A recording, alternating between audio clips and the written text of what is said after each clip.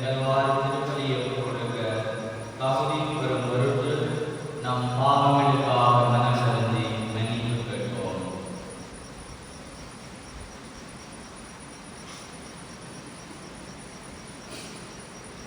எல்லாம் வல்ல இறைவனிடம்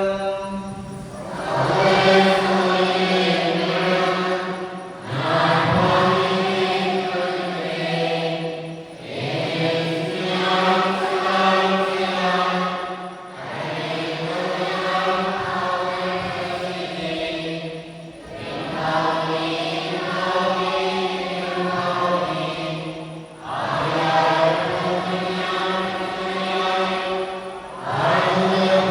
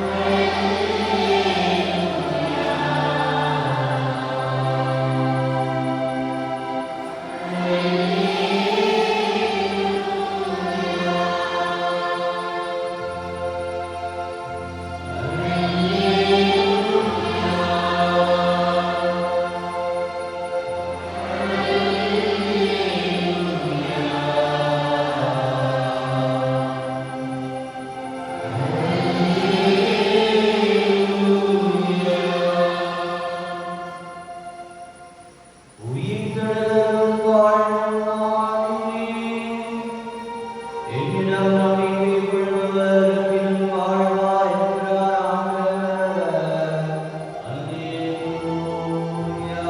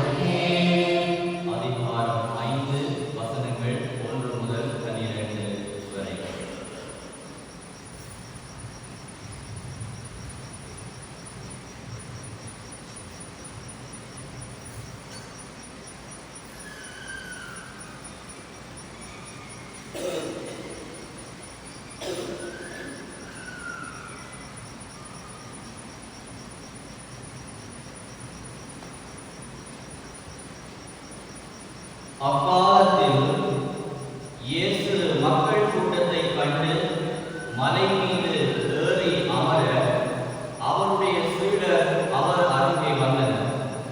அவர் திருவாய் மலர்ந்து கற்பித்தவர். ஏழையரின் உள்ளத்தோர் பேறு பெற்றோர், ஏனெனில் விண்ணரசு அவர்களுக்கு உரியது. துயருவோர் பேறு பெற்றோர், ஏனெனில் அவர்கள் ஆறுதல் பெறுவர். கனிவுடையோர் பேறு பெற்றோர், ஏனெனில் அவர்கள் நாட்டை உரிமை சொத்தாக்கிக் கொள்வர். நீதி நிலைநாட்டும் வேட்கை கொண்டோர் பேறு பெற்றோர், ஏனெனில் அவர்கள் நிறைவு பெறுவர். இரக்கமுடையோர் பேறு பெற்றோர், ஏனெனில் அவர்கள் இரக்கம் பெறுவர். தூய்மையான உள்ளத்தோர் பேறு பெற்றோர், ஏனெனில் அவர்கள் கடவுளை காண்பர். அமைதி ஏற்படுத்துவோர் பேறு பெற்றோர், ஏனெனில் அவர்கள் கடவுளின் மக்கள் என அழைக்கப்படுவர். நீதியின் பொருட்டு துன்புறுத்தப்படுவோர் பேறு பெற்றோர், ஏனெனில் விண்ணரசு அவர்களுக்கு உரியது. என் பொருட்டு மக்கள் உங்களை இகழ்ந்து துன்புறுத்தி உங்களை பற்றி இல்லாதவை பொல்லாதவை எல்லாம் சொல்லும்போது நீங்கள் பேறு பெற்றவர்களே. மகிழ்ந்து பேறு வகை கொள்ளுங்கள், ஏனெனில் விண்ணுலகில் உங்களுக்கு கிடைக்கும் கைமாறு மிகுதியாகும். இது கிறிஸ்து வழங்கும் நற்செய்தி.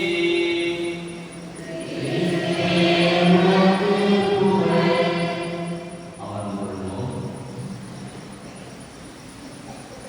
மகிழ்ந்து பேறு வகை கொள்ளுங்கள், ஏனெனில் விண்ணுலகில் உங்களுக்கு கிடைக்கும் கைமாறு மிகுதியாகும்.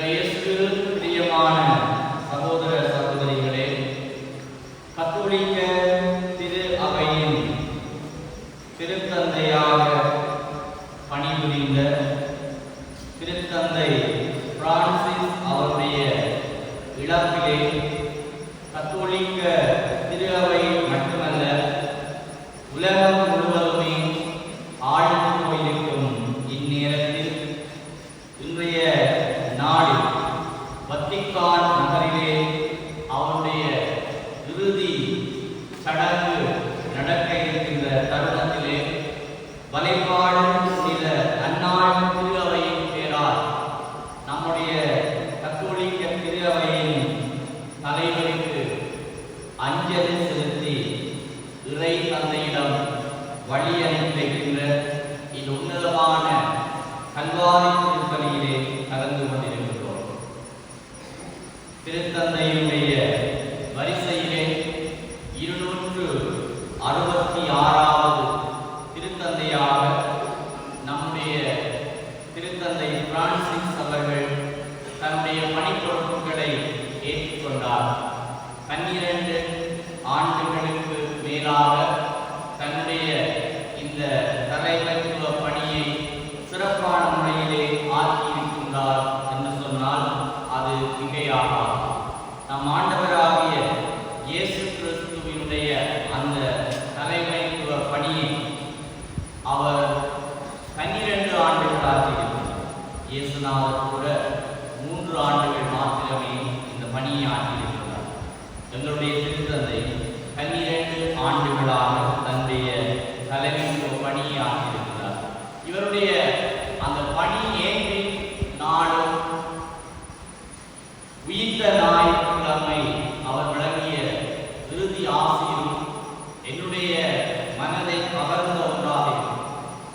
வழக்கமாக திருத்தந்தையர்களுடைய நியமனத்திற்கு பிற்பாடு வத்திக்கான் நகரிலே அமைந்திருக்கின்ற திருத்தந்தை நாளாந்தம் ஆசி வழங்குகின்ற அந்த பல்கனி ஊடாக திருத்தந்தை மக்களுக்கு ஆசி வழங்க தோன்றிய பொழுது தன்னுடைய பணி பொறுப்பேற்கும் பின்னராக முதல் ஆசீர்வாதத்தை மக்கள் பெற்றுக்கொள்ள வேண்டும் என்கின்ற ஆசையோடு அங்கே இரண்டெடுத்த பொழுது திருத்தந்தை அவர்கள் அந்த மக்கள் முன்பாக தோன்றி தான் தலை வணங்கி நின்று மக்களுடைய ஆசீர்வாதத்தை பெற்றுக்கொண்டார். அது எல்லோராலும் பேசப்பட்ட ஒரு விடயமாக அவருடைய பணியினுடைய முதல் நாளிலே அமைந்திருந்தது. இன்றும் அந்த விடயம் பேசப்படுகின்றது. அப்படியாக தன்னை தாழ்த்தி தன்னை இறைவனுக்கு முழுமையான அடிமையாக்கிக் கொண்டு தன்னுடைய பணி பொறுப்பை ஏற்றுக்கொண்டவர் இறுதியாக உயிர்த்த ஞாயிறு தினத்தன்று அங்கே நாற்காலியிலே அமர்ந்த வண்ணம் தன்னுடைய இறுதி ஆசிரை மக்களுக்கு வழங்கித்தான் அவர் உன்னதமான இறைவனுடைய சந்நிதியிலே நித்தியத்திற்கும் இளைப்பாற சென்றிருக்கிறார். திருச்சபையினுடைய வரலாற்றிலே ஒரு திருத்தந்தையானவர் எப்படி இருக்க வேண்டும், திருத்தந்தையினுடைய இருப்பிடங்கள், திருத்தந்தையினுடைய உரையாடல்கள், திருத்தந்தையினுடைய பயணங்கள், திருத்தந்தையினுடைய பேச்சுக்கள், திருத்தந்தையினுடைய செயல்பாடுகள் எல்லாம் எப்படி இருக்க வேண்டும் என்று திருவைக்கு ஒரு ஒழுங்குமுறை, சட்டங்கள், நியமங்கள், முறைமைகள் எல்லாம் இருக்கின்றன. ஆனால் இந்த திருவையினுடைய வரலாற்றிலே இந்த சட்டங்கள், நியமங்கள், முறைமைகள் அனைத்தையும் காலத்தின் தேவைக்கு ஏற்ற விதமாக இயேசுவினுடைய பணியாளர் என்ற அந்த எண்ணத்திலே பல மாற்றங்களை கொண்டு வந்த ஒரு திருத்தந்தையாக இவர் இன்று நம் மத்தியிலே வாழ்ந்து தந்திருக்கின்றார். இவருடைய இடத்தை ஈடு செய்ய முடியாது. 21ஆம் நூற்றாண்டிலே 2000 ஆண்டுகளை கடந்த இந்த கத்தோலிக்க திருஅவையுடைய வரலாற்றிலே ஒரு பாரிய மாற்றத்தை ஏற்படுத்திய ஒரு திருத்தந்தையாக இவர் விளங்கி இருக்கிறார். எனவேதான் இன்று உலகமே அவரை பார்த்து மெய் சிலிர்த்திருக்கின்றது. அவருடைய பிறப்பிலே ஆழ்ந்த துயர் கொண்டிருக்கின்றது. இப்படி ஒரு திருத்தந்தையை இனிவரும் காலங்களிலே நாங்கள் எதிர்பார்த்து விட முடியாது. குறிப்பாக வத்திக்கான் திருஅவை, வத்திக்கான் 2ஆம் வத்திக்கான் சங்கம் கூடிய பொழுது எடுத்த பல்வேறு தீர்மானங்கள் இன்னுமே நடைமுறைப்படுத்த முடியாத நிலையிலே திருத்தந்தையுடைய பணிக்காலங்களிலே பொதுநிலையினருக்கு இந்த திருஅவையுடைய பணிகளிலே முக்கியத்துவம் கொடுத்து அவர்களுக்கான பணிகளை பகிர்ந்து கொடுத்து திருஅவையுடைய வளர்ச்சியிலே அவர்களுடைய பங்களிப்பையும் முன்னிலைப்படுத்தி செயல்படுத்திக் கொண்டிருக்கின்றார். அந்த வகையிலே தான் இறுதியாக இப்பொழுது நாங்கள் பயணித்துக் கொண்டிருக்கின்ற கூட்டொருங்கு இயக்க திருஅவையாக நாங்கள் பயணிப்போம் என்கின்ற கருப்பொருளிலே இந்த நாட்களிலே எங்களுடைய வழிபாடுகள், எங்களுடைய பங்கு, திருஅவையினுடைய செயல்பாடுகள் எல்லாம் அமைந்திருக்கின்றன. அப்படியான ஒரு மாற்று சிந்தனையாளர், காலத்துக்கு ஏற்ற விதமாக சிந்திக்கின்றனர். உதாரணத்திற்கு திருப்பதியினுடைய வழிபாட்டிலே 12 சீடர்களுக்கு பாதம் கழுவுகின்ற சடங்கை திரு அவை பாரம்பரியமாக செய்து வருகின்ற பொழுது அவை எல்லாவற்றையும் மாற்றி அமைத்தார். அவர் சிறைச்சாலைகளுக்கு சென்று பாதம் கழுவி இருக்கின்றார், வைத்தியசாலைக்கு சென்று பாதம் கழுவி இருக்கின்றார், இன்னும் பல்வேறு இடங்களுக்கு சென்று அவர் பாதங்களை கழுவி இது வழிபாட்டோடு மட்டுமல்ல, இது வாழ்வாக வேண்டும் என்பதை திரு அவைக்கு நம்முடைய வாழ்வினால் எடுத்து காட்டிய ஒரு திருத்தந்தையாக இவர் விளங்குகின்றார். ஆகவே அன்பிக்க சகோதர சகோதரிகளே, இன்று நற்செய்தியிலே கேட்டது போன்று இவர் இந்த 8 பேறுகளையும் தன்னுடைய வாழ்விலே வாழ்ந்திருக்கிறார். நம் ஆண்டவராகிய இயேசு கிறிஸ்து போதித்த இந்த 8 பேறுகளையும் தன்னுடைய வாழ்க்கையிலே அவர் வாழ்ந்திருக்கிறார். அவர் திருத்தந்தையாக அவருடைய பெயர் நியமனம் பெற்ற பொழுது அவருக்கு பின்பக்கமாக இருந்த கர்தினால் அவர்கள் பொர்கோலியோ, நீ ஏழைகள் மட்டில் அக்கறை கொள்ள வேண்டும் என்ற ஒரு செய்தியை அவருக்கு அவர் சொன்ன பொழுது புனித பிரான்சிஸ்கு அசிசியாருடைய வாழ்க்கையை அவர் தன்னுடைய வாழ்வின் முன்மாதிரியாக மொடலாக முன்னுதாரணமாக கொண்டு அவருடைய பெயரை தனது பெயராக்கிக் கொண்டு திருச்சபையினுடைய வரலாற்றிலே ஒரு மாற்றத்தை, மறுமலர்ச்சியை, எல்லோரையும் இயக்க வைக்கின்ற, சிந்திக்க வைக்கின்ற பல பணிகளை அவர் ஆற்றியிருக்கின்றார் என்பதை நீங்கள் எல்லோரும் அறிந்திருக்கின்றீர்கள். ஆகவே இத்தகைய திருத்தந்தையினுடைய இடத்தை இனிவரும் காலங்களிலே ஈடு செய்ய முடியாது. எனவே இறைவனுக்கு நாம் நன்றி கூறுவோம். இத்தகைய திருத்தந்தையை இறைவன் மக்களித்து கடந்த 12 ஆண்டுகளாக இவர்களால் பல்வேறு பணிகளை திரு அவையிலே ஏற்படுத்தி திருச்சபையினுடைய முக்கியத்துவத்தையும் புனிதத்துவத்தையும் திரு அவையினுடைய கூட்டுறவு இயக்க பயணத்தையும் உலகமறிய செய்ய திருத்தந்தைக்காக நாங்கள் நன்றி கூறுவோம். அன்பானவர்களே, எங்களுடைய கத்தோலிக்க திரு அவை ஒரு பேரரசு. இது ஒரு இடத்துக்குள்ளே, ஒரு நாட்டுக்குள்ளே வரையறைக்கு உட்பட்டதல்ல. உலகம் முழுவதுமே வியாபித்திருக்கின்ற ஒரு பேரரசு. எங்களுடைய உலகத்திலே பல்வேறு அரசுகள் இருக்கிறது, பேரரசு இருக்கிறது. ஆனால் இந்த ரோமானிய கத்தோலிக்க திரு அவையினுடைய அரசுதான் இந்த உலகத்தினுடைய எல்லா மூலை உலகங்களையும் ஆண்டு நடத்தி கொண்டிருக்கின்றது. ஆகவே இத்தகைய அந்த பேரரசினுடைய தலைவர் எங்களுக்கு முன்னுதாரணமான கிறிஸ்துவினுடைய வாழ்க்கையை இந்த நவீன காலத்திலே, இந்த நவீனத்துவத்திலே, இந்த விஞ்ஞான விந்தைகள் நிறைந்த இந்த காலத்திலே வாழ்ந்து காட்டியிருக்கிறார். ஆகவே அவர் கிறிஸ்துவை எங்களுக்கு முன்னுதாரணமாக இந்த உலகத்திலே வாழ்ந்து காட்டிய ஒருவராக இருக்கின்ற பொழுது அவருடைய முன்மாதிரியான நல்ல விடயங்களை நாம் முன்னதாக்கி கொண்டு வாழ முயற்சிப்போம். இவருடைய பலவீனங்களை இறைவன் பொருட்டாக கருதாமல் இவருடைய பாவங்களை மன்னித்து இவருடைய ஆன்மாவுக்கு நித்திய இடைப்பாற்றியை அளித்து இவரை புனிதருடைய தோழமையிலே இறைவன் ஏற்றுக்கொள்ளுமாறு மன்றாடுவோமாக. இந்த திருத்தந்தையினுடைய இழப்பு நம்முடைய விசுவாசத்தை கடந்துவிட செய்யக்கூடாது. அவருடைய வாழ்வை பணியை விட்டு எங்களுடைய விசுவாசம் உறுதி பெற வேண்டும். இந்த நாட்களிலே சமூக வலைதளங்களிலே பயந்து கொண்டிருக்கின்ற நல்ல விடயங்கள் சரி, அல்லது போனால் அவருடைய வாழ்வை பற்றிய எதிர்மறையான கருத்துக்கள் சரி நிறையவே வந்து செல்லும். திருச்சபையை அன்பு செய்கின்றவர்கள் அதை நல்ல விதமாகவும், திரு அவையை அன்பு செய்யாதவர்கள் அதனை எதிர்மறையாகவும் பார்ப்பது வழமை. இருப்பினும் இந்த திருத்தந்தை இன்று ஒரு பேசுபொருளாக எல்லோரும் விரும்புகின்ற, எல்லோரும் அன்பு செய்கின்ற, எல்லோரும் ஏற்றுக்கொள்ளுகின்ற ஒருவராக அவர் வாழ்ந்திருக்கின்றார். ஆகவே எங்களுடைய நம்பிக்கையை நாங்கள் கடந்து போகவிடாமல் உறுதிப்படுத்திக் கொள்வோம். ஆண்டவரோடு பயணிக்க முயற்சிப்போம்.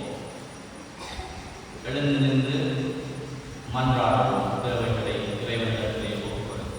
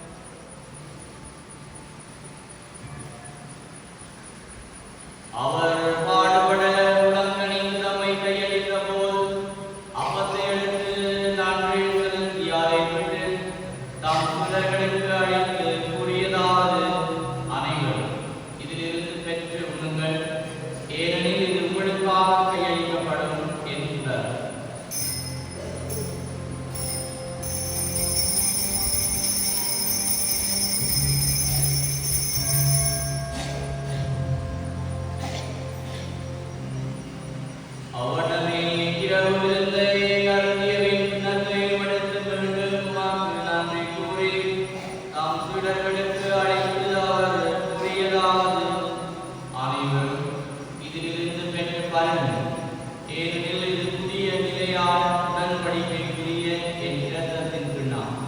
இது பாவ மன்னிப்புக்கென்று உங்களுக்காகவும் பலருக்காகவும் சிந்தப்படும். இதை என் நினைவாக செய்யுங்கள்.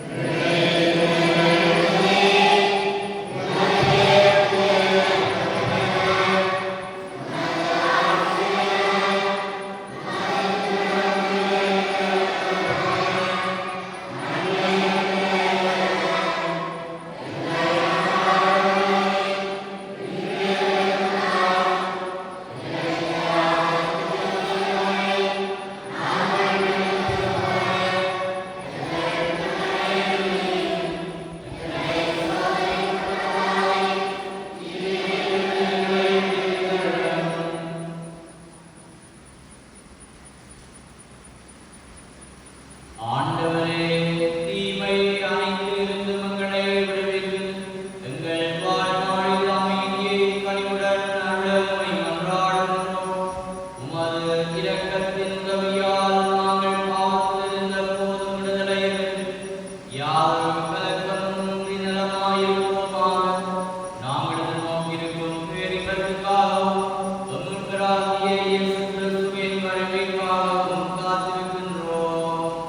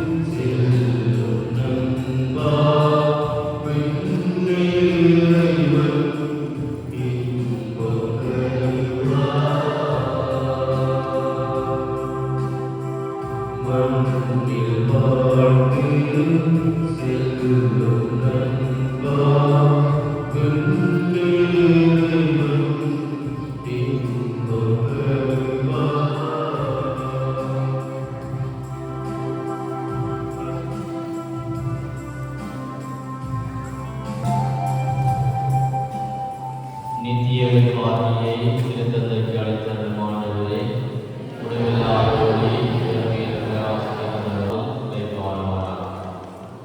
இன்றைய நாளில் இந்த அஞ்சலி திருப்பலிக்கு வருகை தந்த எல்லோருக்கும் என்னுடைய நன்றிகள். இந்த வழிபாட்டுக்குரிய எல்லா ஆயுதங்களையும் மேற்கொண்ட உங்கள் அனைவருக்கும் நன்றிகள். தொடர்ந்து திருத்தந்தையுடைய வாழ்வுக்காக பணிக்காக நன்றி கூறி அவருடைய ஆன்ம நிலைப்பாடு